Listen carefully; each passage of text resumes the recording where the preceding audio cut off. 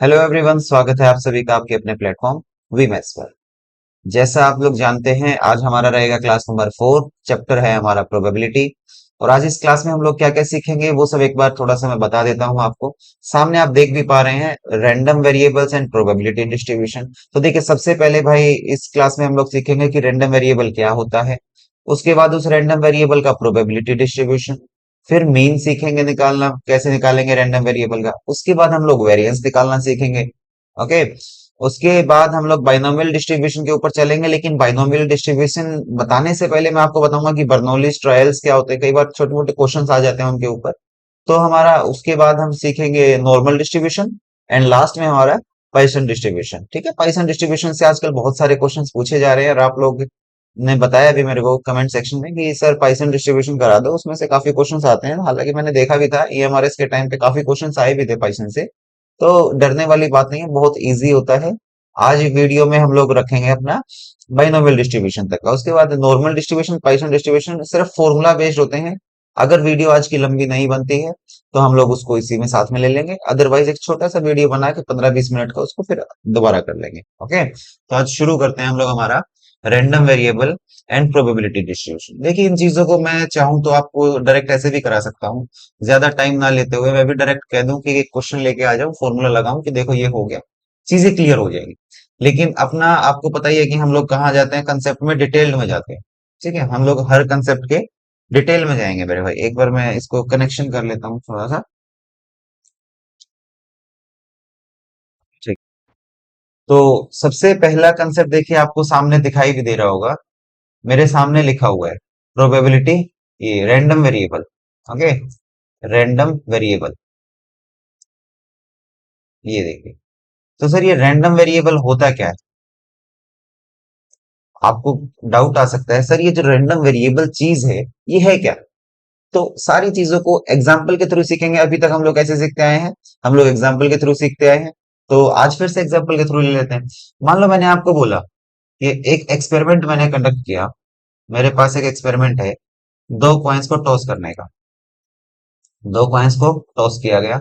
तो मैं आपसे अगर पूछूं क्या आप दो कॉइन को टॉस करने का सैंपल स्पेस बना सकते हैं, तो आप कहेंगे सर हम बिल्कुल बना सकते हैं। मैं बोलूंगा बना के दिखाओ भाई।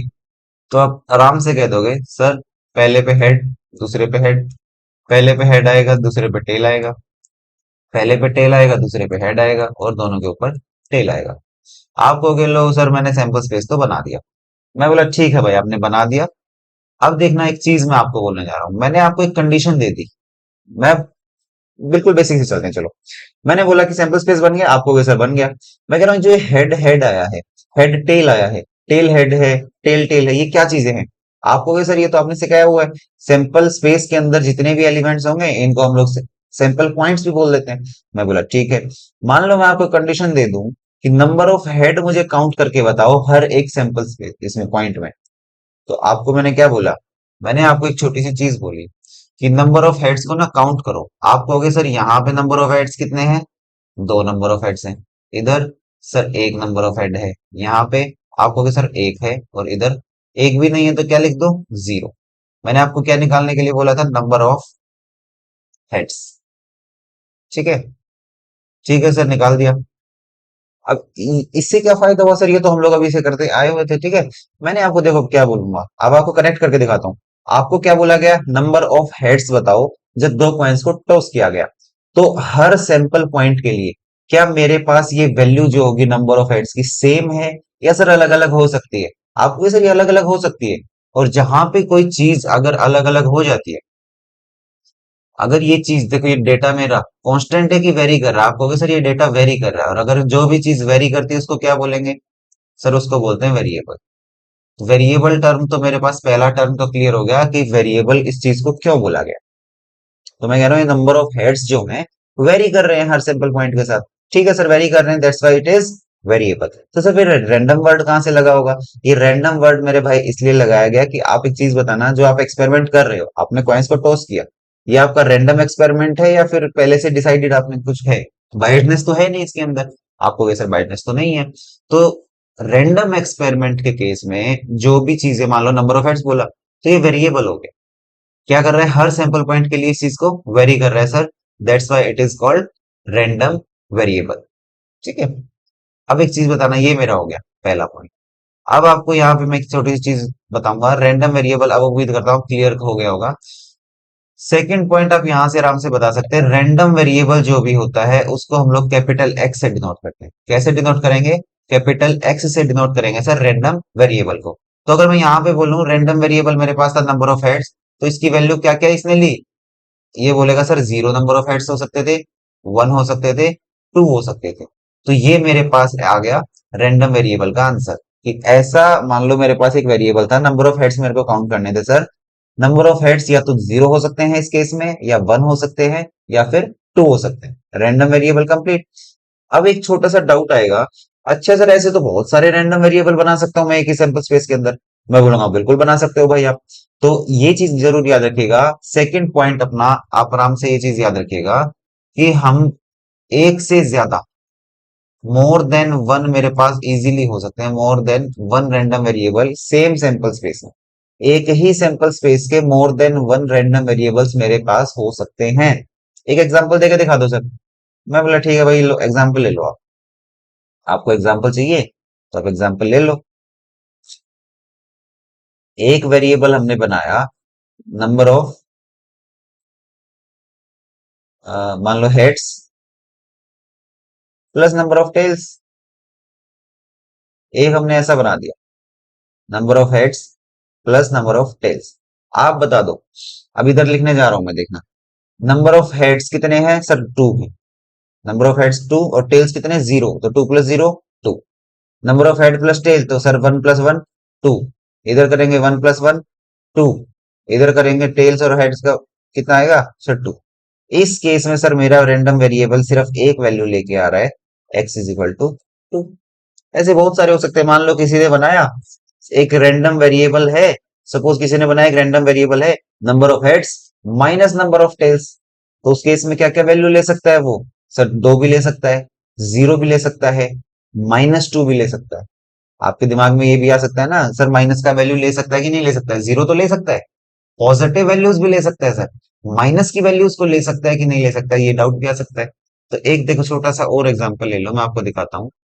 मान लो हमने एक रैंडम वेरिएबल का वैल्यू लिया, number of heads minus tails. ठीक है। इस केस में हम लोग अगर लेंगे हेड्स माइनस टेल, यहां से करेंगे तो कितना आएगा सर? टू। इसमें कितना आएगा? One minus one, zero. यहाँ करेंगे सर जीरो। और हेड कितने? जीरो है, माइनस टू करेंगे तो माइनस टू। तो इस केस में एक्स ने कैसी कैसी वैल्यू ली sir? Zero, two, minus two. ये मेरे पास एक्स का वैल्यू है। तो यहां से हम लोग छोटी सी, उम्मीद करता हूं आपसे कि एक एक चीज आपकी बारीकियां क्लियर हो गई होंगी कि ऐसा केस या फिर ऐसा आंसर जो मेरा होगा, या फिर ऐसा इवेंट कह सकते हैं हम लोग, जो इवेंट हम लोग देखने जाते हैं, सैंपल स्पेस है, उसके अंदर से बहुत सारे सैंपल पॉइंट्स होंगे। तो ऐसा इवेंट जहां पे आंसर वेरी कर जाए, हर सैंपल पॉइंट के लिए आंसर वेरी कर जाए, दैट इज माई वेरिएबल। अगर एक्सपेरिमेंट रैंडम था तो that is my random variable. Random variable, एक ही सैंपल स्पेस के अंदर बहुत सारे रैंडम वेरिएबल्स हो सकते हैं।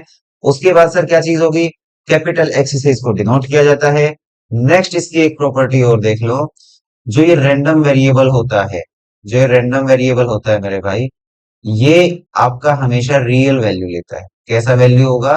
रियल वैल्यू होगा। जो एक्स की वैल्यूज आएंगी, एक्स की जो वैल्यूज आएंगी वो हमेशा कैसी होंगी? वो हमेशा रियल नंबर होंगे। क्या ध्यान रखेंगे आप? एक्स की वैल्यूज हमेशा कैसी होंगी मेरे पास? Real number. ठीक। अब एक छोटी सी चीज मैं आपको यहाँ से बताता हूँ। आप, हालांकि बहुत सारे टीचर्स को देखा कि जो नहीं बता रहे हैं, मतलब बताते नहीं है आप लोगों को, लेकिन आना चाहिए। कल को आप क्लास में जाके बच्चों को भी पढ़ाएंगे तो आपको पता होना चाहिए। एक बार, आज थोड़ा सा ये एरर हो रहा है, देखिए। मैंने बोला जो रैंडम वेरिएबल है ना मेरे पास, रैंडम वेरिएबल, ठीक है, ये और कुछ नहीं है, ये एक फंक्शन है। फंक्शंस वाला अगर आपने मेरा चैप्टर नहीं देखा तो आप देख लेना जाके, मैंने कंप्लीट उसका चैप्टर बनाया हुआ है। फंक्शन चैप्टर पूरा हमने किया हुआ है, ठीक है। तो रैंडम वेरिएबल एक तरीके से फंक्शन है सर। अब कोई भी चीज मान लो फंक्शन की तरीके से अगर मैं बोल रहा हूँ, तो फंक्शन में हम लोगों ने डोमेन, रेंज, वो डोमेन क्या क्या होती है, सब सीखा हुआ है। बिल्कुल सीखा हुआ है सर। तो अगर सीखा है तो आप छोटी सी चीज देखना, मैंने क्या बोला? रैंडम वेरिएबल है ना, एक फंक्शन जैसा काम करता है मेरा। कैसा काम करेगा? फंक्शन वाला काम करेगा सर। कैसे करेगा? ये भी देख लो। मेरा इधर डोमेन में क्या आ जाएगा? डोमेन होता है उसमें एक रेंज होता है सर। को डोमेन होता है। इस पोर्शन को हम लोग क्या बोल देते हैं? डोमेन। इस पोर्शन को कोड ऑफ। और इसके अंदर जो आंसर्स निकल के आते हैं वो रेंज होती है सर। तो डोमेन पोर्शन में क्या जाएगा? आप आराम से कह दोगे सर डोमेन मतलब सैंपल स्पेस जाएगा सर। मेरा जितने सैंपल स्पेस के सारे इवेंट्स होंगे, सारे सैंपल पॉइंट्स होंगे, वो जाएंगे। मैंने बोला मान लो एक डाई का केस ले लेते हैं। क्या ले लेते हैं? एक डाई का केस ले लेते हैं भाई। या फिर आप सीधा एक वही दो कॉइन वाला केस ही कर लो। अभी आप उसी के थ्रू सारा सीख लोगे फिर। Head head, head tail, tail head, tail tail. अब मैंने एक रैंडम वेरिएबल लिया। एक रैंडम वेरिएबल है एक्स, जिसमें मैं कह रहा हूं number of heads. Number of heads. ठीक है। आप कहोगे सर नंबर ऑफ हेड्स कितने हो सकते हैं? ये मेरा पूरा सैंपल स्पेस डोमेन ही हो गया। डोमेन मैं नंबर ऑफ हेड्स को देखो कहाँ जाके ढूंढ रहा हूँ। मैं नंबर ऑफ हेड्स को ढूंढ रहा हूँ सर इसमें सैंपल स्पेस में जाके। तो मेरा जो डोमेन वाला सेट होगा वो कौन सा हो जाएगा सर? सैंपल स्पेस वाला आपका सेट हो जाएगा। अब अगर आंसर क्या क्या है, एक्स की वैल्यू, आप कहोगे सर एक्स जीरो भी हो सकता है, वन भी हेड हो सकते हैं, दो हेड्स हो सकते हैं, मैक्सिमम यही हो सकता है। तो इसके अंदर को डोमेन में क्या होंगे? सर सारे रियल नंबर्स होंगे। क्या बैठे होंगे? सारे रियल नंबर बैठे होंगे। और इसी रियल नंबर में मान लो बैठे हुए बहुत सारे नंबर्स बैठे हुए, इसी में एक है जीरो वन टू। अब मेरे पास यहाँ पे है head head, head tail, tail head, tail tail. अब देखना हेड हेड कितने नंबर ऑफ हेड्स हैं? आपको कि सर दो नंबर ऑफ हेड्स हैं। ये लो। फंक्शन वाली अगर वीडियो देखी होगी कि जाके इधर से तीर कहाँ लगेगा? सामने लगेगा सर। ठीक है। उसके बाद हेड टेल कितने नंबर ऑफ हेड्स हैं? आपको सर दो है, एक हेड है। टेल हेड सर एक हेड है। And tail tail zero head. तो एक चीज बताओ, क्या ये फंक्शन का काम नहीं करेगा? फंक्शन का नॉर्मल सा आपको एक छोटा सा डेफिनेशन क्या बताया था कि हर एक सेट जो हर एक एलिमेंट होगा इधर, उसका एक इमेज होगा। पहली चीज। ठीक। एक इमेज होगा ना, यूनिक इमेज होना चाहिए। एक इमेज तो होगा ही होगा। मान लो इधर जितने भी बैठे होंगे सबका एक आंसर निकल के आ रहा होगा और वो यूनिक आएगा। अब ऐसा नहीं कह सकते किसी एक के दो हो जाए। देखो इसको मैंने एक आपको एक एग्जांपल देके भी दिखाया था। अगर आपने मतलब नहीं पढ़ी है फंक्शन वाली वीडियो, तो अब देख लो भाई, कंप्लीट फंक्शन पढ़ाया हुआ है 8 वीडियोस में। ठीक है, तो उसको जाके देख सकते हो आप। आपको फंक्शन पूरा क्लियर हो जाएगा, ये गारंटी लेता हूँ मैं आपको। तो ये फंक्शन किस तरीके से बोल रहा हूँ मैं, रैंडम वेरिएबल एक फंक्शन का काम कैसे कर रहा है? देखो, एक इंसान का आपको कैसे सिखाया था फंक्शन के टाइम पे मैंने, डोमेन और रेंज में। फंक्शन कौन सा फंक्शन होगा कौन सा नहीं होगा, एक डायग्राम से कैसे बताया था कि किसी एक इंसान के दो पापा नहीं हो सकते। दो दो बच्चों का एक फादर हो सकता है, एक बच्चे के दो फादर नहीं होंगे भाई, बायोलॉजिकल भी नहीं होंगे। ठीक है।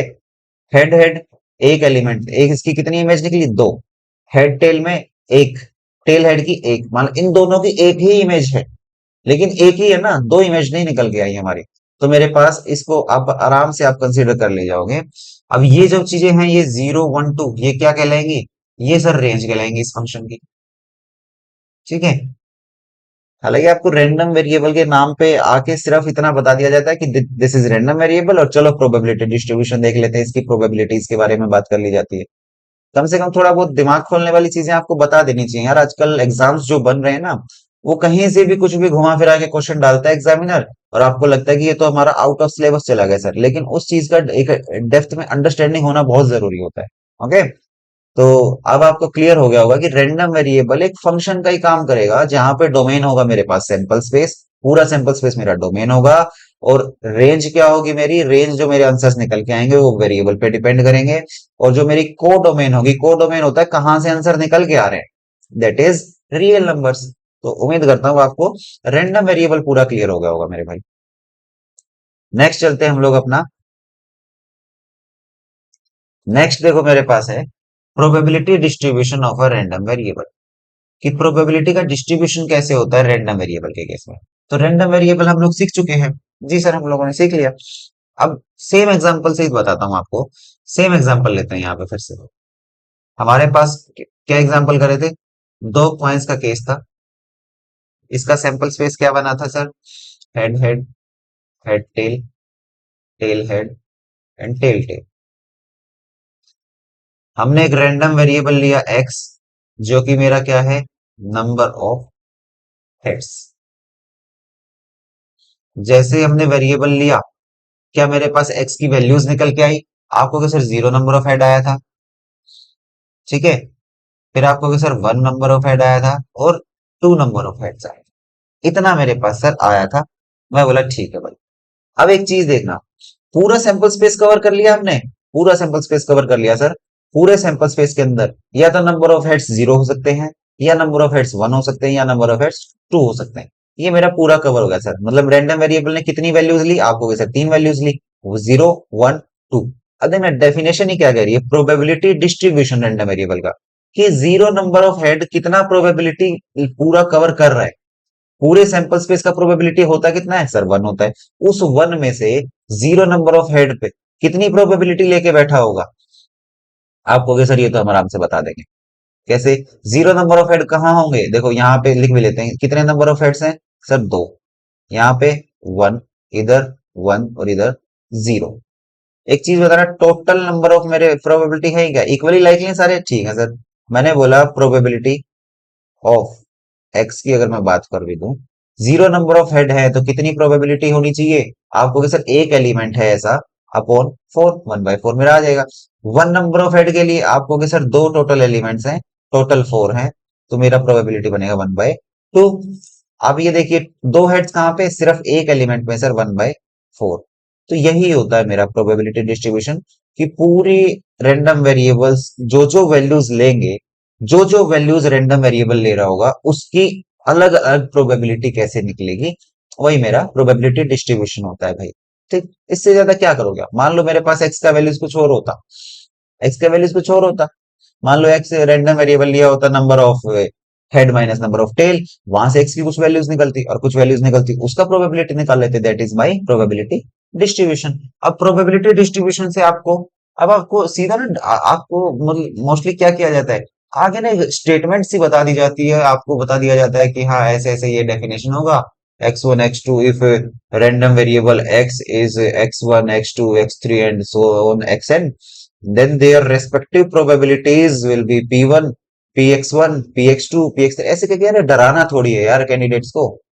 आप भी अगर जाओगे स्कूल में, देखिए कल को आप पढ़ाओगे, आप लोग सारे मतलब एक भावी शिक्षक हो, आप लोग जब जाके पढ़ाएंगे ना स्कूल में, तो कोशिश करिएगा कि बच्चों को जाके सीधा थ्योरेटिकल कंसेप्ट देके डराना नहीं है, उनको एक कंसेप्ट बिल्ड करना है यार, उनके उनके ठीक है।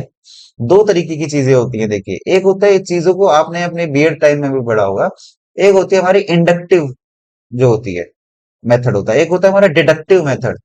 हमें चीजों को इंड्यूस करना है उनके अंदर, डिड्यूस नहीं करना है यार, सीधा फॉर्मूला दे के आंसर नहीं निकाल के लेके आना है हमें। हमें चीजों को पहले बिल्ड करना है। जिस दिन आप चीजों को बिल्ड करते हुए उनको सिखा दोगे ना, तो मतलब क्या मजाल यार, कोई हार्ड से हार्ड क्वेश्चन, कैसा भी हार्ड क्वेश्चन दे दे, अगर कंसेप्ट अच्छे से फ्रेम हो गया तो क्वेश्चन सारे होंगे। अब प्रोबेबिलिटी डिस्ट्रीब्यूशन से पिछली बार केवीएस में खूब सारे क्वेश्चन बने थे, ठीक है। आपके डी ट्रिपल एस बी में 2018 में अच्छे खासे क्वेश्चंस बनते थे, लेकिन प्रोबेबिलिटी डिस्ट्रीब्यूशन मतलब पढ़ाते ही नहीं, हम लोग पता नहीं क्यों नहीं पढ़ाते हैं। ठीक, तो चलिए, उम्मीद करता हूं आपको प्रोबेबिलिटी का एक पता लग गया होगा। अब इसमें से ना कुछ इंपॉर्टेंट रिजल्ट्स के तरीके से भी आप इसको याद रख सकते हैं। आप छोटी सी चीज बताना, जो प्रोबेबिलिटी डिस्ट्रीब्यूशन होगा, पहले ये बताओ, जो ये रैंडम वेरिएबल होगा जीरो वन टू, क्या ये मेरा पूरा सैंपल स्पेस कवर करता है? बिल्कुल करता है सर, पूरा सैंपल स्पेस। पूरे सैंपल स्पेस में तो हम लोग देख रहे हैं ना वेरिएबल की वैल्यू कहाँ कहाँ से उठेगी। बिल्कुल सर। तो क्या मेरा जो प्रोबेबिलिटी होगी इन सब का सम वन आना चाहिए? बिल्कुल आएगा सर। देखो one by four plus two by four plus one by four, इसको मैं अगर करूं तो कितना आएगा, four by four equal to one. One मेरा आंसर आ जाएगा सर। तो यहां से मैं कह सकता हूं कि जितना भी मेरा प्रोबेबिलिटीज अगर डिस्ट्रीब्यूट होगी रैंडम वेरिएबल में, तो सबको अगर मैं सम करने जाऊं तो वन आएगा। आप में से डाउट आएगा सर वन क्यों आया? अरे मेरे भाई, जब एक्स जो रैंडम वेरिएबल होगा वो सारा सैंपल स्पेस को कवर कर रहा है, और पूरे सैंपल स्पेस की प्रोबेबिलिटीज का मैक्सिमम सम कितना होता है, वन होता है सर। ठीक है। अब यहां से देखो, इसकी ऐसा नहीं है मैं डेफिनेशन नहीं बताऊंगा, आपको वो भी बताऊंगा मैं। आप आराम से देखो, मान लो मेरे पास एक रैंडम वेरिएबल है एक्स, और ये वैल्यूज लेता है, मान लो एक्स वन,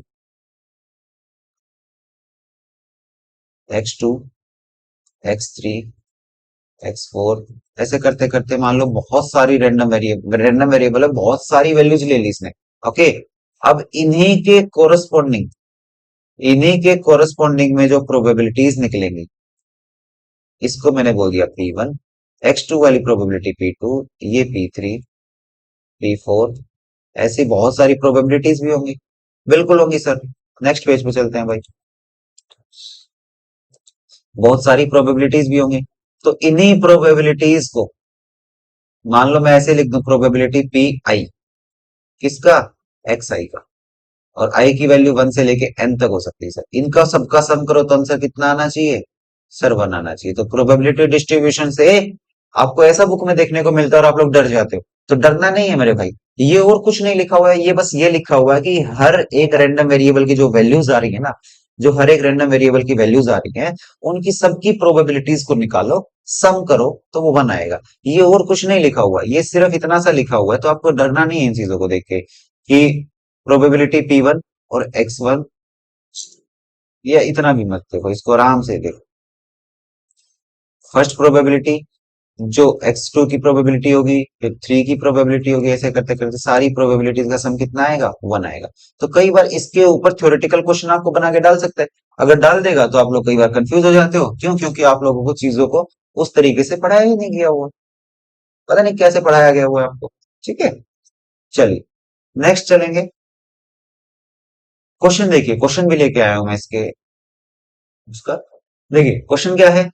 दो कार्ड्स हैं आपके पास, two cards are drawn successively. Successively निकालने हैं आपको, एक के बाद एक निकालना है, इसका मतलब विद रिप्लेसमेंट। देखो क्वेश्चंस को हमेशा यहां पे जरूर फोकस किया करो कि चीजें विद रिप्लेसमेंट जा रही हैं, विदाउट रिप्लेसमेंट जा रही है। बहुत अंतर आ जाता है मेरे भाई। जब परम्यूटेशन कॉम्बिनेशन आपको पूरा अच्छे से चैप्टर पढ़ा रहा हूँ मैं, उस टाइम आपको सारी चीजें क्लियर कर दूंगा यहाँ पे। ठीक, रिप्लेसमेंट कर रहे हैं from a well shuffled deck of 52 cards, find the probability distribution of number of aces. Aces की वो बतानी है आपको। प्रोबेबिलिटी डिस्ट्रीब्यूशन किसका बताना है? Number of aces. तो यहां से मैं पता लगाऊंगा कि किसका निकालना है? Number of aces. तो मेरे पास जो रैंडम वेरिएबल होगा, जो कैपिटल एक्स का काम करेगा, कौन करेगा? Number of aces. अब आप एक चीज बताओ, कितने कार्ड्स निकालने हैं? सर 2 कार्ड्स निकालने हैं। कितने? सर 2 कार्ड्स निकालने। ठीक है, मान लो एक कार्ड निकाला, दूसरा कार्ड निकाला सर, रिप्लेसमेंट करते हुए निकालना है। तो आप एक चीज बताओ, अगर मेरा रैंडम वेरिएबल एक्स है, तो मैं क्या कह सकता हूं? सर या तो एक भी कार्ड पे एस नहीं आया, दोनों कार्ड में एस आया ही नहीं, तो कितने नंबर ऑफ एसेस? 0। दूसरा मैं बोल दूं आपको, सर किसी भी एक पे, क्या बोल रहा हूँ, किसी भी एक पे एस आ गया, एक कार्ड पे एस आ गया, ठीक है भाई। या आप कहोगे सर दोनों पे एस आ गया। क्या रैंडम वेरिएबल इसके इन 3 वैल्यूज के अलावा कोई आंसर लेगा? आप खुद सोच के बताना। अगर आपको कुछ भी डाउट लग रहा है, आप वीडियो को यहाँ पॉज करना, आप खुद सोच के बताना, क्या रैंडम वेरिएबल इन 3 वैल्यूज के अलावा कोई और आंसर लेगा? या तो सर एक भी कार्ड पे एस नहीं आया, या सर एक कार्ड पे एस आया, या फिर दोनों पे एस आया। ठीक है मेरे भाई, हो गया, मेरा रैंडम वेरिएबल बन गया सर। अब मेरे को करना क्या है? बस इसका प्रोबेबिलिटी डिस्ट्रीब्यूशन निकालना है। निकाल लो यार, पीएक्स निकाल लो। एक भी कार्ड पे एस नहीं आया सर, तो टोटल एसेस कितने होते हैं? पढ़ा रखा है आपको, 4 एस होते हैं सर। तो एक पे भी एस नहीं आया, तो देखना पहले कार्ड पे 48 टोटल फेवरेबल थे, टोटल 52 थे सर। एंड दूसरे कार्ड के लिए अब वो कार्ड वापस डाल दिया, रिप्लेसमेंट हो गई, तो सर 48/52 ही रहेगा। एक कार्ड पे एस आया, तो किसी ने बोला सर इस पे एस आ गया, और इस पे एस नहीं आया। फिर दूसरी कंडीशन, सर इस पे एस नहीं आया, इस पे एस आ गया। दो चीज हो सकती है ना, कि पहले पे एस आना, दूसरे पे ना आना, या फिर पहले पे एस नहीं आना, दूसरे पे। तो इसको कैसे लिख सकते हैं हम लोग यहाँ पे? सर पहले पे एस आया, मतलब 52 में से 4 फेवरेबल हुआ, एंड दूसरा 48 में से आया, ऐसा हुआ।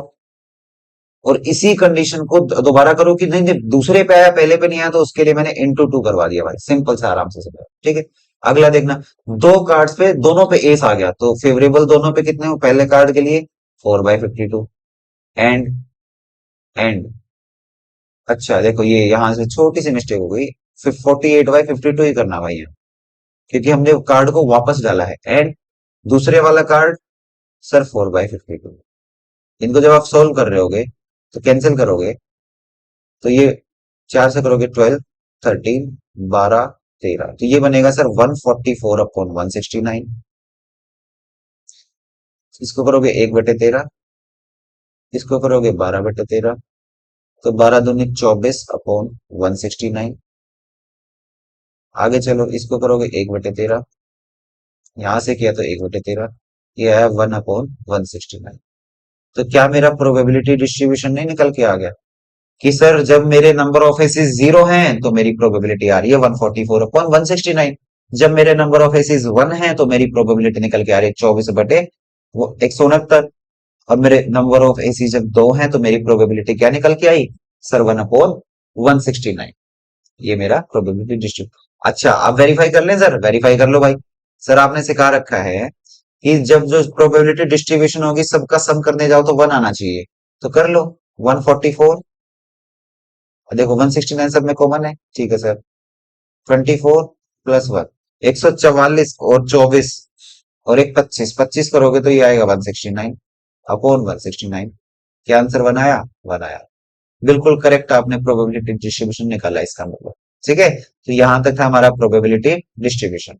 नेक्स्ट देखिए, उम्मीद करता हूं आपको प्रोबेबिलिटी डिस्ट्रीब्यूशन पूरा क्लियर हो गया होगा। नेक्स्ट है मेरा mean of a random variable. अब रैंडम वेरिएबल में तो मेरे को नहीं लग रहा आपको कहीं दिक्कत पड़ेगी कभी भी, ठीक है। उसका मीन निकालने के लिए आता है कई बार questions. D triple S B में ऐसे क्वेश्चन बहुत आ जाते हैं भाई, ठीक है। आजकल केवी में और नवोदय में बहुत आते हैं ऐसे क्वेश्चंस, तो आपको बहुत अच्छे से ध्यान देना पड़ेगा। मीन निकालना है। ज्यादा डेप्थ में नहीं लेके जाऊंगा आपको, ज्यादा डेप्थ में लेके जाऊंगा तो फिर देखो 1-2 घंटे का लेक्चर तो मैं मीन और वेरिएंस पे ही ले लूँ। इतना डेप्थ में नहीं लेके जाऊंगा क्योंकि हमें सिर्फ फोकस कहाँ करना है, हमें फोकस करना है कि हमारा क्वेश्चंस करने लायक हम लोग बन जाएं। हमें अब थ्योरेटिकल मैथमेटिक्स नहीं पढ़ना है ज्यादा। तो इसलिए मैं पूरा नहीं जाऊंगा कि मीन का मतलब क्या होगा, कैसे कैसे उसका ग्राफ बनेगा, या वेरिएंस जो होगा वो, कि वेरिएंस बताता है कि कितना कितना चीजों के बीच में वेरी कर रहा है। वो सब चीजें नहीं बताऊंगा आपको यहाँ पे। वो सब बताने लगा तो देखो वीडियो भी बहुत लंबी हो जाएगी, और वो आपकी यूज का नहीं है आज के टाइम पे। फिलहाल आपके कोई यूज नहीं आएगा वो। इसलिए कि आपको क्वेश्चंस की तरफ कैसे अप्रोच करना है, जो वहां पे इंपॉर्टेंट होगा वो मैं आपको बताने जा रहा हूँ, ठीक है। मीन देख लीजिए। मीन रैंडम वेरिएबल का कैसे निकल के आएगा, मैं जानता हूं। दो तीन चीजें याद रखना आप यहां से। तो पहली चीज आप याद रखना कि जो मीन होगा, मैं जानता हूं रैंडम वेरिएबल को किससे डिनोट करते हैं सर, एक्स से करते हैं। इसका मीन मुझे निकालना है, मुझे इनकी वैल्यूज का क्या निकालना है सर, मीन निकालना है। इसको डिनोट किससे करेंगे सर, म्यू से डिनोट करते हैं। या फिर आप कह सकते हो इसी चीज को सर ई एक्स से डिनोट भी कर देते हैं। क्या होता है ये ई एक्स सर, मीन को ही हम लोग एक्सपेक्टेशन भी बोलते हैं। देखो कई बार क्वेश्चन क्या आ जाता है घुमा फिरा के, कि फाइंड एक्सपेक्टेशन ऑफ एक्स, मतलब कि find expectation of random variable. ये देखते ही तोते उड़ जाते हैं सर, पता नहीं क्या पूछ लिया था। तो जो मीन होता है उसी को हम लोग एक्सपेक्टेशन वैल्यू भी बोलते हैं, ठीक है। तो या तो आप मीन को म्यू से डिनोट करोगे, या आप मीन को ई एक्स से डिनोट करोगे।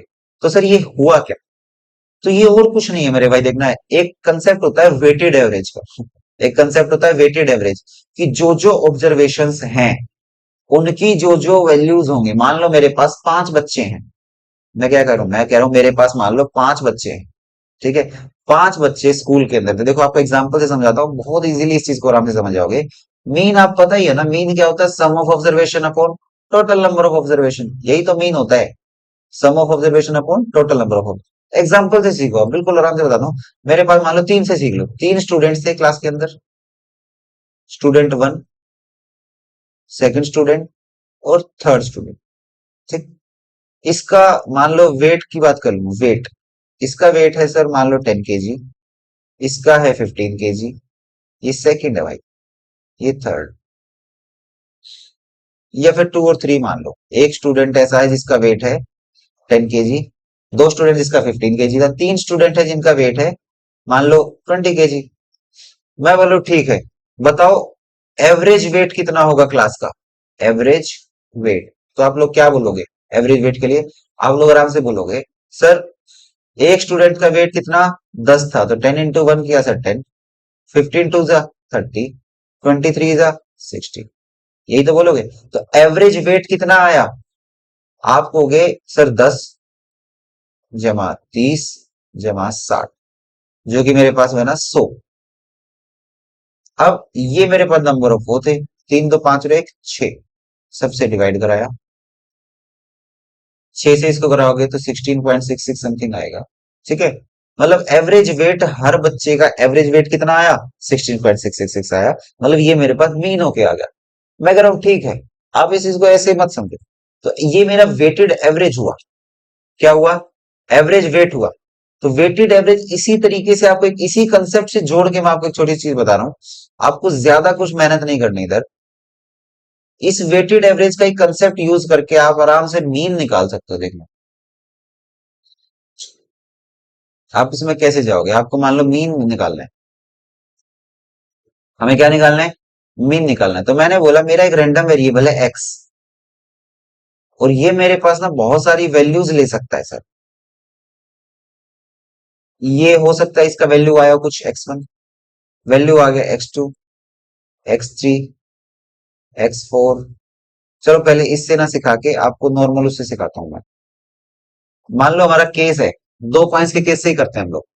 दो कॉइन्स को टॉस किया, सैंपल स्पेस क्या बनेगा? Head head, head tail, tail head, tail tail. Random variable है मेरे पास नंबर ऑफ हेड्स।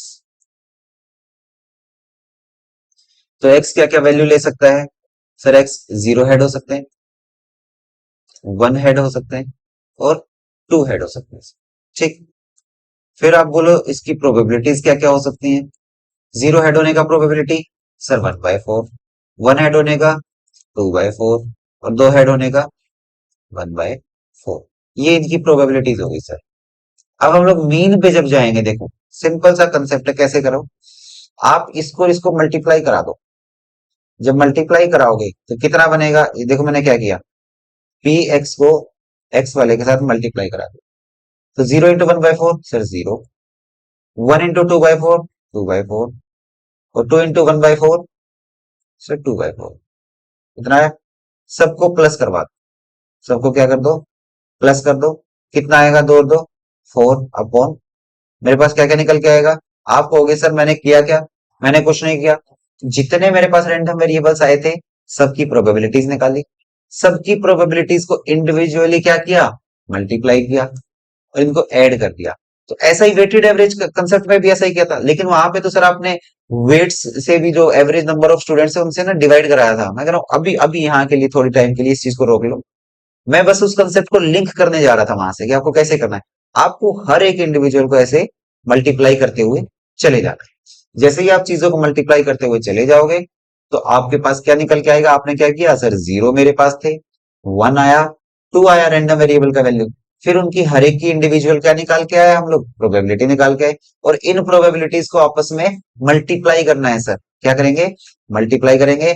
मल्टीप्लाई करने के बाद हम लोग इस चीज को क्या कर देंगे? सर ऐड कर देंगे यहाँ पे। तो जैसे ही आप इस चीज को ऐड कर दोगे, ऐड करने के बाद क्या मैं इस चीज को मीन बोल सकता हूँ क्या? आप ऐड करो, कितना आया मेरे पास? इसमें तो आंसर मेरे पास है फोर आ गया, 4/4, वन आया। तो क्या ये मैं इस चीज को मीन बोल दूं? इस चीज को मैं मीन बोल सकता हूँ? अभी देखना, मीन को मैं कंसेप्ट कनेक्ट कैसे कर रहा था। Mean is something like weighted average. तो इसी को कनेक्ट करते हुए अब मैं देखना डेफिनेशन की तरफ चल रहा हूँ मेरे भाई। नया पेज ऐड कर लिया हमने। मैंने बोला एक रैंडम वेरिएबल एक्स, इसमें वैल्यूज हो सकती हैं x1, x2, x3, x4, ऐसे करते करते xn तक। फिर इसकी रेस्पेक्टिव प्रोबेबिलिटीज क्या क्या हो सकती हैं? p1, p2, p3, p4, करते करते pn तक। ठीक है, यहां तक हम आ गए सर। अब हमने करना क्या था? इनका प्रोडक्ट करवाना है सबका। तो ये क्या हुआ? x1 p1, प्लस करते चले जाओ सबको, x2 p2, x3 p3, ऐसे करते करते मैं गया तो मेरा क्या आया? xn। मतलब हर एक रैंडम वेरिएबल की वैल्यू को उसकी रेस्पेक्टेड प्रोबेबिलिटी के साथ क्या किया? मल्टीप्लाई किया सर, और सबको क्या किया? सम कर दिया, सबका समेशन कर दिया। यहां से मेरे पास इस चीज को मैं क्या ऐसे कह सकता हूं? Summation of x I into T I, या फिर प्रोबेबिलिटी ऑफ एक्स आई, ऐसा कह सकता हूँ। बिल्कुल राई की वैल्यू सर वन से लेके एन तक जाएगी। इसी चीज को हम लोग म्यू म्यू बोलेंगे मतलब मीन बोलेंगे, या फिर एक्सपेक्टेशन वैल्यू ऑफ एक्स बोलेंगे। तो यहाँ पे मीन कितना आ गया था मेरे पास, जो इससे पहले वाला था, मीन का आंसर कितना आया सर, 1 आ गया था। मैंने बस इतना सा करना, इसलिए मैंने आपको पहले एग्जाम्पल दिया।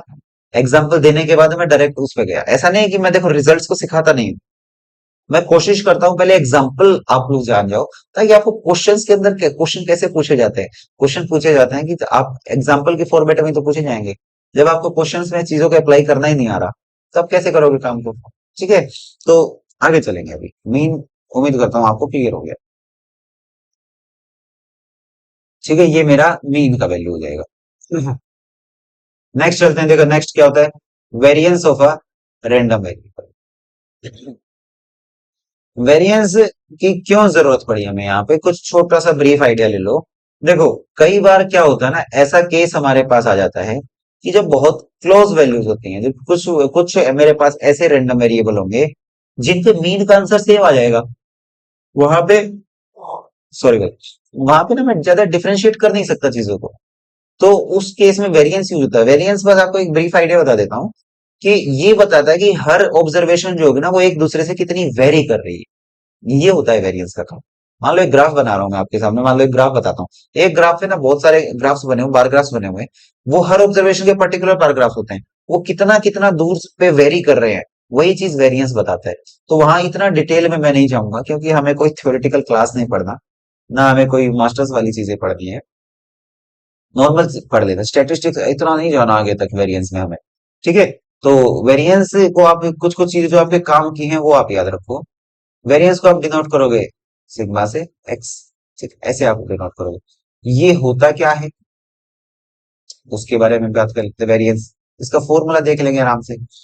वेरिएंस में आप सिंपल से एक चीज याद रखना, डिनोट किया सिग्मा स्क्वायर से कर लो पहले, सिग्मा स्क्वायर एक्स, ऐसे कर लो। या फिर आप नॉर्मल सी चीज देखो, इसके ना दो तीन फॉर्मूले हैं। अब मैं सोच रहा हूँ आपको कौन से वाला कराया जाएगा, या तो दोनों बता देता हूँ, चलो दोनों बता देते हैं आपको। इसको डिनोट किससे किया गया, वेरिएंस को हमने डिनोट कर दिया सिग्मा स्क्वायर एक्स से। ठीक, इससे हम लोग इस चीज को डिनोट करेंगे। इसको आप सिंपल सा ये याद रखो कि आपकी जो हर एक ऑब्जर्वेशन है ना, मैं आपको डायरेक्ट बता दूं। अब मैंने क्या देखा था, मीन को क्या देखा था, मीन हमने देखा था सर, जो मीन होता था मतलब एक्सपेक्टेशन वैल्यू थी, वो मेरी कुछ ऐसी निकल के आई थी सर, एक्स आई और प्रोबेबिलिटी ऑफ एक्स, इनका मल्टीप्लीकेशन। इसी चीज को मैं अगर मान लो लिख दूं, ये और कुछ नहीं, एक्सपेक्टेशन वैल्यू के अंदर ही हर एक ऑब्जर्वेशन में से आपको क्या करना है, मीन को सबट्रैक्ट कर दे। इतना सा आपके लिए अगर मैं लिख दूं कि एक्सपेक्टेशन वैल्यू जो है, सिंपल याद रखिएगा, देखो दो तीन फॉर्मूले हैं इसके। हालांकि ये वाला बहुत कम यूज होता है, दूसरा यूज होगा वो बताऊंगा आपको कैसे होगा। ठीक है, आप सिंपल सा ये याद रखना। मान लो आपने क्या किया, रेंडम वेरिएबल लिखा सबसे पहले, तो मान लो नंबर ऑफ हेड वाला केस ले लेते हैं, 0 1 2, उनकी रेस्पेक्टिव प्रोबेबिलिटीज लिखी, सबको मल्टीप्लाई कराया, सम किया, पी आई एक्स आई निकला, सम किया तो क्या आएगा मेरे पास आंसर, 1 आ गया सर। वन सॉरी 1 नहीं आएगा, पी आई एक्स आई का जो सम आएगा वो क्या आएगा, एक्सपेक्टेशन वैल्यू आ गई सर। उस मीन को आप हर एक ऑब्जर्वेशन में से माइनस जब करते चले जाओगे, और उसका स्क्वायर कर देना आपको याद है ना। इसको डायरेक्ट मैं अगर लिखूं भी, तो अगर डायरेक्ट इसको एक ही लाइन में लिख देते हैं, देखो एक मतलब, इसको इधर लिखो, 1 नंबर डाल दो, वेरिएंस जो होगा एक्सपेक्टेशन वैल्यू एक्स माइनस, इसका बस स्क्वायर कर देना है, आपको ये आ जाएगा। या फिर आप सिंपल तरीके से, जो दूसरा ये आपके लिए बहुत इंपॉर्टेंट होगा, आप इस चीज को आराम से समझना। करना कि कुछ नहीं है आपको, आपको सिर्फ छोटी चीज करनी है, समेशन जो होता है आई इक्वल टू 1 से लेके एन तक, यहाँ पे आपको क्या करना था, एक एक उसको माइनस करना है।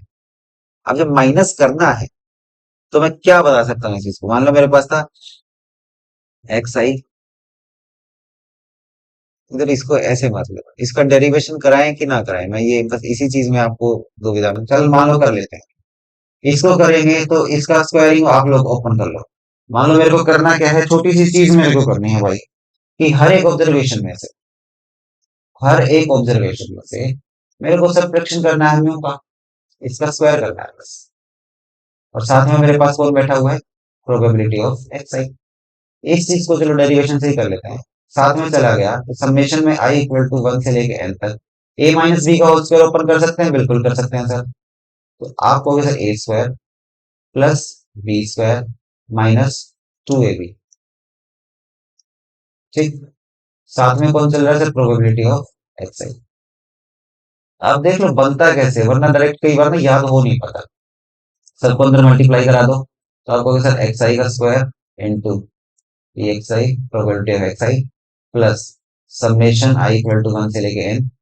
तो म्यू स्क्वायर तो क्या होता है, कांस्टेंट होता है सर। म्यू स्क्वायर क्या होता है, कांस्टेंट होता है, तो बाहर आ गया क्योंकि मीन तो मेरा कांस्टेंट वैल्यू देगा। और साथ में probability of x i minus 2 common आएगा सर, म्यू कांस्टेंट होता है। और अंदर क्या बचेगा, अंदर बचेगा मेरे पास summation of x I probability of x आई। अब आप छोटी छोटी चीज ध्यान देना इधर से, summation of i equal to 1 से एन, ये मेरा क्या बना, देखो जब मैं एक्स आई को मतलब कि जो मेरे रैंडम वेरिएबल्स की जो वैल्यूज थी उनको मैं प्रोबेबिलिटी से रेस्पेक्टिव प्रोबेबिलिटी से मल्टीप्लाई कराता था तो मेरा एक्सपेक्टेशन वैल्यू निकल के आता था। लेकिन मैं उसका स्क्वायर करके प्रोबेबिलिटी से कराऊं तो मेरा एक्सपेक्टेशन वैल्यू सर ऐसा कुछ निकल के आ जाएगा, इसका एक्सपेक्टेशन वैल्यू निकल के आएगा एक्स स्क्वायर का प्लस ये म्यू स्क्वायर मेरे पास कांस्टेंट है, मीन का स्क्वायर। और पूरी प्रोबेबिलिटीज का सम कितना होता है, 1 होता है सर। तो म्यू स्क्वायर इंटू 1 1 रहेगा माइनस 2 म्यू। और यहां से देखो इसका आंसर ये क्या बना, तो एक्सपेक्टेशन वैल्यू तो म्यू ही तो है सर, तो म्यू इंटू म्यू करोगे तो ये स्क्वायर हो गया। तो यहां से 1 से लेके एन, अब तो यहां से तो ये हट ही गया, एक्सपेक्टेशन हो गया। तो इधर से क्या मैं ये कह सकता हूं कि expectation value of x square minus mu square, इसी चीज को अब मैं आराम से क्या बोल सकता हूँ कि ये एक्स स्क्वायर है और ये एक्सपेक्टेशन वैल्यू की टर्म्स में इसको लिख सकता हूँ एक्स इसका होल स्क्वायर। यही मेरे पास वेरिएंस होता है, यही मेरे पास क्या निकल के आता है, वेरिएंस निकल के आता है। आपको हर जगह जो क्वेश्चंस में लगेगा ना, नीचे वाला लगेगा कि आपको करना क्या है, एक्सपेक्टेशन वैल्यू एक्स वाले की निकाल लो, मतलब रैंडम वेरिएबल जो अभी एक क्वेश्चन कराता हूँ इसके लिए आपको चीजें सारी क्लियर हो जाएगी। जैसे आप क्वेश्चन करोगे ना आपको एक एक चीज क्लियर हो जाएगी, ठीक है। क्वेश्चन के थ्रू देखिए, find the variance of number obtained on a throw of unbiased die. देखो सैंपल स्पेस बनेगा, एक डाई है उसको थ्रो किया, सैंपल स्पेस क्या बनेगा सर, 1 आ सकता है, 2 3 4 5 6, ये सब चीजें पॉसिबिलिटीज है सर आने की। मैं बोला ठीक है भैया आ सकते हैं। अब आपको क्या निकालना है, वेरिएंस निकालना है। वेरिएंस से पहले पहले वेरिएबल तो देख लें सर, मतलब देख लो क्या यहाँ पे कुछ भी बोला उसने, केस बोला नहीं, कोई वेरिएबल अपने आप में यही है। जो रैंडम वेरिएबल जो होगा वो क्या होगा, रैंडम वेरिएबल और कुछ नहीं कह रहा आपको, 1 आना, 2 आना, 3 आना, 4 का आना, 5 का आना, 6 का। इसी की रेस्पेक्टिव प्रोबेबिलिटी के लिए जाएंगे, प्रोबेबिलिटी डिस्ट्रीब्यूशन 1 के का आना सर 1/6, आगे बढ़ा गए तो ना,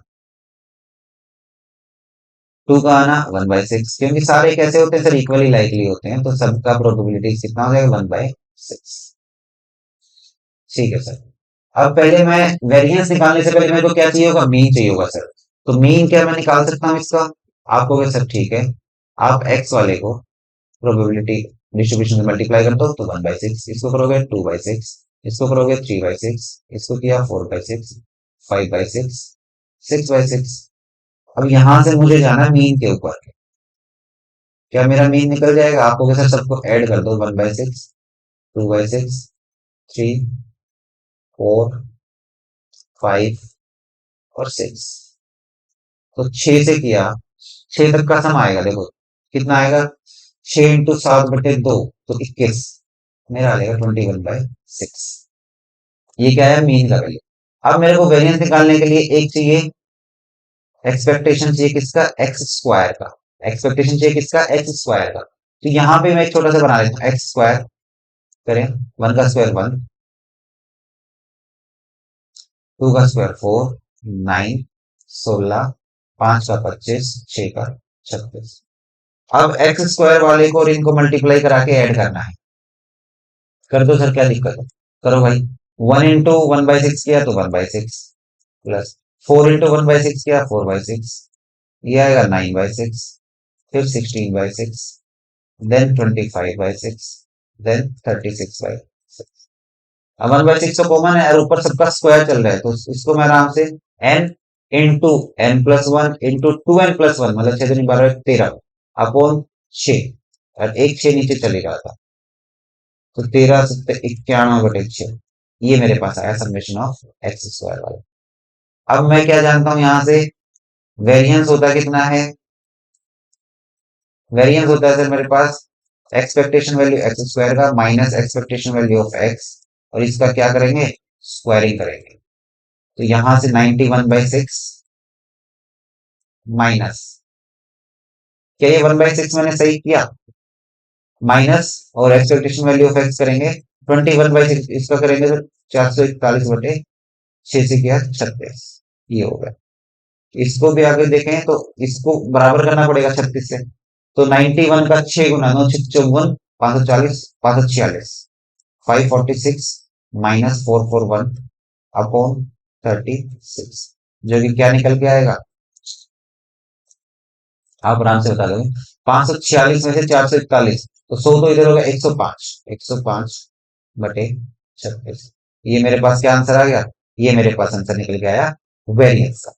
ओके, तो वेरिएंस ऐसे निकलेगा भाई। देखो क्वेश्चन है अगर आ जाता है, हालांकि थोड़ा सा बड़ा पड़ेगा, लेकिन चीजों की अगर समझ होगी ना, जिस दिन ऐसे टेबुलर फॉर्म में बना के चीजों को करोगे, आप आराम से इस चीज को कर ले जाओगे। तो आपको करना क्या है, रैंडम वेरिएबल की वैल्यूज लिखनी है, उनकी रेस्पेक्टिव प्रोबेबिलिटीज लिखनी है, सारी प्रोबेबिलिटीज को रेस्पेक्टिव वैल्यू से मल्टीप्लाई करना है, वो क्या बनेगा, उनका सम करोगे तो मीन बनेगा सर, और एक्स स्क्वायर वाले को अलग से निकाल लो, एक्स वाले को निकाल लो। वेरिएंस होता क्या है sir, expectation value of x square minus expectation value of x का होल स्क्वायर, इतना करते ही आपका हो जाता है। इसी से देखो कई बार क्वेश्चन बन जाता है, एक छोटा सा क्वेश्चन और बन जाता है, देखो मैं आपको दिखाता हूँ यहाँ पे, इसी चीज से मेरा एक क्वेश्चन बनता है।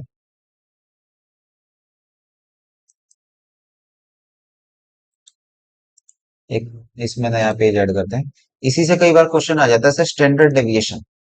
स्टैंडर्ड डेविएशन कुछ नहीं होता, वो यही होता है, और ये हुआ क्या सर, अंडर रूट कर देना आपका किसका, सिग्मा एक्स स्क्वायर, वेरिएंस का अंडर रूट कर दो तो मेरा स्टैंडर्ड डेविएशन निकलेगा। नेक्स्ट चलते हैं, देखो अब नेक्स्ट टॉपिक है भाई हमारा बर्नौली ट्रायल्स। हालांकि छोटी सी चीज है, बाइनोमियल डिस्ट्रीब्यूशन आपको मैं पढ़ा देता डायरेक्ट, लेकिन उससे पहले मैंने सोचा कि आपको क्यों ना बर्नौली ट्रायल्स के बारे में थोड़ा सा बताया जाए। बाइनोमियल डिस्ट्रीब्यूशन होता कहाँ पे, जहां जहां बर्नौली ट्रायल लग रहे होंगे वहां वहां मेरा बाइनोमियल डिस्ट्रीब्यूशन लग जाएगा। तो ये बर्नौली ट्रायल फिर ये क्या चीज है, देखो भाई, बर्नौली ट्रायल्स आपका सिंपल शब्दों में आप आराम से ये समझ सकते हो कि देखो जहां जहां आपके ऐसे केसेस आ जाए कि आपके दो ही आउटकम निकल के आ रहे हैं। देखो मैं आपको एग्जांपल के थ्रू बताता हूँ इस चीज को। मान लो कॉइन है, आपने कॉइन्स को टॉस किया, एक कॉइन, दो कॉइन, चार कॉइन, 10 कॉइन, कुछ भी है, कॉइन को टॉस किया तो क्या आएगा सर, या तो हेड आएगा या फिर टेल आएगा। ठीक, एक मैन्युफैक्चरर था, उसने किसी चीज को मैन्युफैक्चर किया, एक थिंग कोई भी मैन्युफैक्चर करी गई फैक्ट्री के अंदर, या तो वो सर डिफेक्टिव होगी या फिर नॉन डिफेक्टिव होगी। क्वेश्चंस आ गए सर ट्रू फॉल्स के, या तो ट्रू होगा या फिर फॉल्स होगा। आप इंटरव्यू देने गए, या तो आप सेलेक्टेड यस या फिर नॉट सेलेक्टेड। तो देखिए ऐसे ट्रायल्स जहां पे किसी एक का होना दूसरे के होने पे कोई इफेक्ट नहीं डाल सकता, इंडिपेंडेंट आउटकम होंगे। ऐसे ट्रायल्स जिसके दो आउटकम्स निकल के आए, किसी एक को मैं बोलूंगा सक्सेस, किसी एक को बोलूंगा फेलियर या फिर नॉट सक्सेस। मान लो मैंने बोला एक कॉइन को टॉस किया गया और मेरा उस कॉइन के ऊपर हेड आना सक्सेस है, तो फेलियर क्या हुआ, टेल का आना। एक मैंने बल्ब की फैक्ट्री चल रही थी, मतलब बल्ब की फैक्ट्री है, मैं उस बल्ब की फैक्ट्री में गया, मैंने एक बल्ब उठाया और वो डिफेक्टिव है, बल्ब मैंने उठाया, मैं डिफेक्टिव बल्ब ढूंढने गया था, मैं गया था डिफेक्टिव बल्ब्स को ढूंढने, तो मैंने उठाया वो डिफेक्टिव निकला तो वो मेरी सक्सेस है। और वो डिफेक्टिव नहीं निकला तो मेरा फेलियर है। ऐसे ही क्वेश्चंस, आपने क्वेश्चन करेक्ट कर दिया और आपको क्वेश्चन करेक्ट करना है, ठीक है, गलत नहीं करना है पेपर के अंदर। मान लो क्वेश्चन करेक्ट करना आपके लिए क्या है, सक्सेस है। क्वेश्चन करेक्ट करोगे क्या होगा, सक्सेस मिलेगी। क्वेश्चन गलत किया तो नॉट सक्सेस, फेलियर। तो ऐसे ही ट्रायल्स, कुछ ट्रायल देखो, ये ट्रायल ही तो हो रहे, एक्सपेरिमेंट क्या है, ट्रायल है। ऐसे ट्रायल्स जहां पे मेरे को दो आउटकम्स मिल रहे हैं और किसी एक का प्रोबेबिलिटी दूसरे के ऊपर कोई डिपेंड, कोई फर्क नहीं डाल रही, तो एक सक्सेस होता है, एक फेलियर होगा जिसके अंदर। तो उन ट्रायल्स को हम लोग बोलते हैं बर्नौली ट्रायल्स। ठीक है। तो किसी भी चीज को बर्नौली, देखो कई बार थ्योरेटिकल क्वेश्चन बन जाते हैं इससे। तो किसी भी चीज को बर्नौली ट्रायल होने के लिए कुछ कुछ चीजें होनी पड़ेंगी। पहला, उसका फाइनाइट ट्रायल्स होने चाहिए भाई। क्या होने चाहिए, ये मैं आपको इसलिए बता रहा हूँ, बाइनोमियल डिस्ट्रीब्यूशन जब आप लगाने जाओगे तो वो बर्नौली ट्रायल्स पे ही लगेगा। नहीं लग रहा तो आप कुछ और के बारे में सोचो फिर। ठीक है। सबसे पहली चीज, मेरे ट्रायल कैसा होना चाहिए, sir finite number of trials होने चाहिए। दूसरा, मेरे आउटकम्स जो होंगे कैसे होंगे, सर दो आउटकम्स होने चाहिए, या तो वो चीज हो रही होगी या नहीं हो रही होगी। ठीक है। उसके बाद एक छोटी सी चीज इसमें देख भी लेते हैं थोड़ा सा, है ना। दो आउटकम्स होंगे, जिन दो आउटकम्स को मैं सक्सेस बोल सकता हूं या फिर फेलियर बोल सकता हूं। दोनों आउटकम्स, बोथ आउटकम्स कैसे होने चाहिए, एक दूसरे पे डिपेंड नहीं करेंगे सर। ये सारी चीजें बता दी मैंने आपको। बोथ आउटकम्स कैसे होंगे, इंडिपेंडेंट होंगे सर। ठीक है। और फोर्थ देखते हैं, हर ट्रायल में देखो, हर कॉइन के केस में क्या इधर प्रोबेबिलिटी 1/2 1/2 नहीं होगी, बिल्कुल होगी सर। प्रोबेबिलिटी जो होगी हर ट्रायल के अंदर, ईच ट्रायल कैसी होगी, सेम होगी सर। अब देखिए आप, बर्नौली ट्रायल्स क्या हो गए, sir finite number of trials होने चाहिए। ठीक है। उसके बाद दो आउटकम्स होंगे सर, एक को सक्सेस बोलेंगे, एक को फेलियर बोलेंगे। दोनों आउटकम्स इंडिपेंडेंट होंगे और दोनों का प्रोबेबिलिटी जो होंगे हर एक ट्रायल के अंदर सेम रहना चाहिए। ठीक। अब अगर इतना आपको सीख जाओगे, अब चलते हैं बाइनोमियल डिस्ट्रीब्यूशन के ऊपर। ये क्या कहता है सर, मान लो मेरे पास कुछ नंबर ऑफ बर्नौली ट्रायल्स हो रखे हैं, कुछ नंबर ऑफ बर्नौली ट्रायल्स हो गए। पहले, इससे पहले देखो छोटा सा मैं आपको ना बर्नौली ट्रायल पे एक कंसेप्ट और दे देता हूँ। देखना हमारा सैंपल स्पेस बनता भी कैसे, मान लो दो कॉइन्स का केस था। हम लोग क्या कहते हैं, पहले एक कॉइन टॉस किया, या तो हेड आया या टेल आया, बर्नौली ट्रायल है सर। हेड के आने का प्रोबेबिलिटी 1/2, इसका प्रोबेबिलिटी 1/2। अब हेड आ चुका, दूसरा कॉइन टॉस करने गए, बर्नौली ट्रायल है सर, या तो हेड या फिर टेल, या तो हेड या फिर टेल। मान लो तीन कॉइन को टॉस करने चले गए, तीसरे कॉइन को करने गए यहाँ के बाद सर, या तो हेड या फिर टेल, या तो हेड या फिर tail, head tail, head tail. एक क्वाइन और टॉस करने चले गए, चार coin, sir head tail, head tail. तो ऐसे आपका सैंपल स्पेस बनता हुआ चला जाता है मेरे भाई। ये होता है बर्नौली ट्रायल्स हमारा। ठीक है। एक सक्सेस, एक फेलियर। अब वो हेड आना आपके लिए सक्सेस है या टेल आना आपके लिए सक्सेस है, वो आप पे डिपेंड करेगा, या फिर वो एग्जामिनर जो क्वेश्चन देगा उसके ऊपर डिपेंड करेगा। तो अब मान लो ऐसे मेरे पास चार हो जाते, पांच हो जाते, छह हो जाते। अब कल को आगे उसने बोल दिया कि 50 कॉइन्स को टॉस किया गया, तो क्या ये चीज करनी पॉसिबल होगी आपके लिए, तो नहीं होगी भाई। उसने बोला 50 कॉइन को टॉस किया गया, और बताओ पांच हेड आने का प्रोबेबिलिटी कितना होगा। अब सोचो 50 तक बनाने के लिए भाई नानी याद आ जाएगी, ना तो हमारे पास इतना टाइम होगा, ना हम पेपर में सेलेक्ट हो पाएंगे अगर ऐसे बनाने लगे तो। ठीक है। तो उस चीज के लिए हमारे पास आता है बाइनोमियल डिस्ट्रीब्यूशन। हम उस चीज को बाइनोमियल से करते हैं। ठीक। तो उसमें क्या होता है, मान लो मेरे पास एन नंबर ऑफ ट्रायल्स हैं, मेरे पास एन जो है नंबर ऑफ ट्रायल्स। ठीक। पी जो होगा मेरा प्रोबेबिलिटी ऑफ सक्सेस है, किसी भी चीज के होने का प्रोबेबिलिटी, सक्सेस होने का प्रोबेबिलिटी। क्यू जो होगा मेरा प्रोबेबिलिटी ऑफ फेलियर या probability of non success. Okay. इतना सा आपको याद रखना है। और आर मेरे पास एक ऐसी चीज है जो वो पूछेगा। आर क्या है, जो वो आस्क आउट कर रहा होगा कि क्या आपको प्रोबेबिलिटी किस चीज का निकालना है। ठीक, यहां से आपको छोटी सी चीज क्या ध्यान रखनी है, जो प्रोबेबिलिटी ऑफ सक्सेस होती है और फेलियर होती है वो सम कितना देगी, सर एक का सम देगी। क्योंकि दोनों का प्रोबेबिलिटी, या तो अब देखो हमने क्या सीखा बर्नौली ट्रायल, या तो वो चीज हो रही है या फिर वो चीज नहीं हो रही है, तो दोनों का सैंपल स्पेस क्या देगा, वन आंसर देगा सर। ठीक, अब बाइनोमियल डिस्ट्रीब्यूशन अगर करें तो इस चीज को हम लोग कैसे कर सकते हैं, तो सर प्रोबेबिलिटी जब भी वो पूछेगा, कोई भी रैंडम वेरिएबल देगा और वो रैंडम वेरिएबल की कोई एक फिक्स वैल्यू के ऊपर प्रोबेबिलिटी पूछ ले, तो मेरे जितने नंबर ऑफ ट्रायल्स थे एन, उतने में से मैं इतनों को उठा लूंगा, एनसीआर सेलेक्ट किया। देखना मैंने क्या किया, जितने नंबर ऑफ ट्रायल्स थे उनमें से जो वो रैंडम वेरिएबल का प्रॉपर वैल्यू पूछ रहे, उतने वालों केस को उठाऊंगा। और वो केस कौन से होंगे, सक्सेस की प्रोबेबिलिटी तो होगी मेरे जितने ये हैं ये वाली, और फेलियर की प्रोबेबिलिटी होगी एन माइनस आर वाली। सिंपल है, इसको आप देखो याद रखना चाहो याद रख सकते हो, हालांकि ये बन जाता है।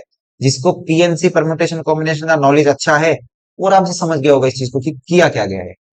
ठीक, इसी को अगर एक एग्जांपल के थ्रू सीखें तो वो सीख लो मेरे भाई। देख क्वेश्चन आ गया, इफ अ फेयर क्वाइन, देखो देख दिया फेयर क्वाइन, ठीक है, इज टोस्ट 10 टाइम्स, कितनी बार, 10 टाइम्स, तो एन का वैल्यू कितना हो गया सर, 10 हो गया।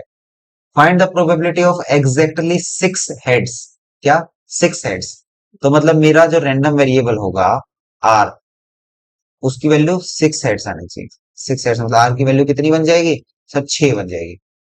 अब सर उसमें तो पी और क्यू भी थे मेरे पास, तो प्रोबेबिलिटी बता दो ना। एक क्वाइन का केस देखो, एक क्वाइन, इसमें या तो हेड आता है या फिर टेल आता है सर, और सक्सेस क्या है, हेड का आना क्या है, सक्सेस, तो हेड के आने की प्रोबेबिलिटी आपको सर प्रोबेबिलिटी पी के सक्सेस का वैल्यू 1/2, फेलियर का कितना हो जाएगा, 1 में से माइनस करो 1/2, तो क्या आप आराम से निकाल नहीं सकते प्रोबेबिलिटी ऑफ रैंडम वेरिएबल कितना, 6 हेड्स आने की, तो टोटल ट्रायल 10 C6, सक्सेस मतलब 1/2 की वैल्यू नीचे वाला बेस 6, क्यू की वैल्यू दोनों को सब्ट्रैक्ट कर दो, 10 - 6 4, तो यहां से आया 10 C6 और 1/2 का वैल्यू 10 आ गया सर।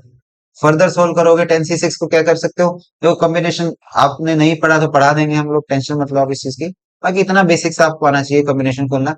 10 C6 करना है तो क्या मैं इसी 10 C6 को बोलूं 10 से लेके, तो क्या कर किया करो ऐसे केस में, 6 से लेके नीचे तक का ओपन कर दो 1 तक, और इसको 6 नीचे तक ले आओ, 9 8 7 6 5, और 1/2 की पावर 10 करोगे तो 1024 आती है भाई। ठीक है, 6 से 6 कैंसिल, 5 से 5 कैंसिल, फिर 4 से 8 को करोगे 2 बार गया, फिर 3 से इसको करोगे 3 बार गया, 3 2 से किया 2 गया, ये 3 बचेगा भाई अभी ना।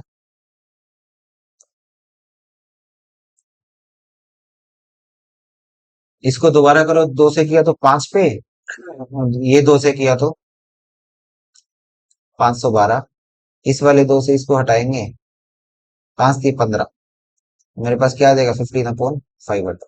अगर कुछ भी कैलकुलेशन में कोई मिस्टेक हो गई हो तो भाई देख लीजिएगा, है ना।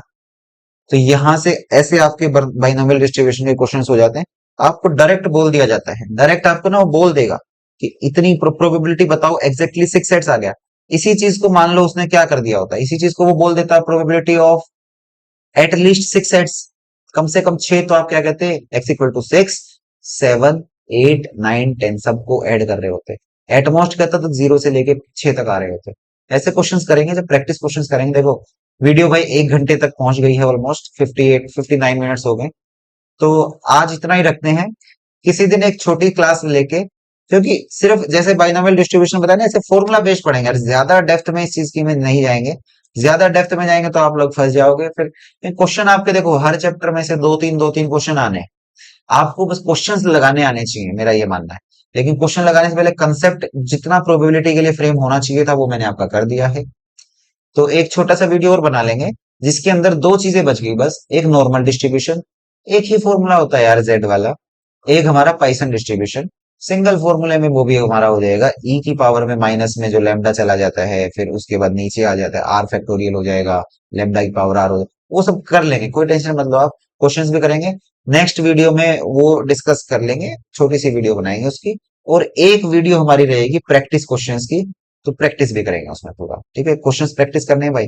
तो मैं चाहता हूँ जो आगे वाले कंसेप्ट है क्वेश्चन ले लें, 10-15 क्वेश्चन और ले लेंगे इसमें, फिर नेक्स्ट चैप्टर शुरू करेंगे। आप बताना नेक्स्ट चैप्टर कौन सा शुरू करें, ओके। सो आज के लिए इतना ही रखते हैं। Thank you very much and I wish you all the best. अच्छे से आप लोग पढ़ते रहिए भाई, बहुत जल्दी आपको नोटिफिकेशन भी देखने को मिलेगा, ठीक है।